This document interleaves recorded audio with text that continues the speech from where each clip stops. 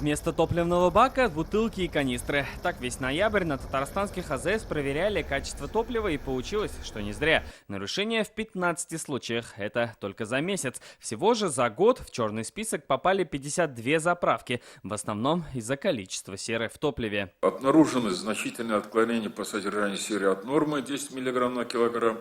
В 6 пробах бензина, 7 пробах дизельного топлива. Нарушения есть как в городах, так и в районах. Как говорят специалисты, чаще грешат малые компании и индивидуальные предприниматели. У вертикально интегрированных и больших сетей свои лаборатории и свой контроль качества.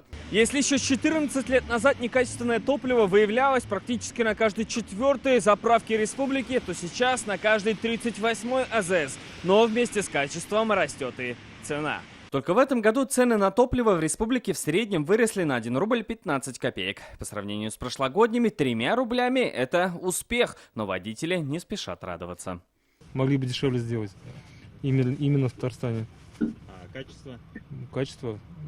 Качество более-менее. В основном везде сейчас на заправку 41-42 рубля. Это нормальная цена, я так думаю, что...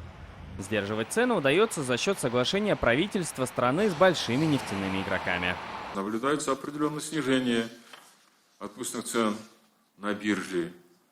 Следовательно, в определенной мере можно сказать, что в ближайшее время повышения цен на бензинах не будет.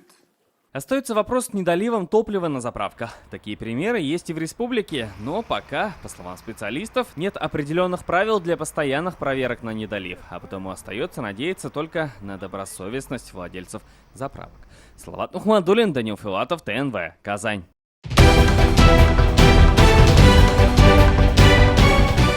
Все новости дня, выпуски программы «Новости Татарстана», программы и фильмы на сайте tnv.ru и на YouTube-канале ТНВ.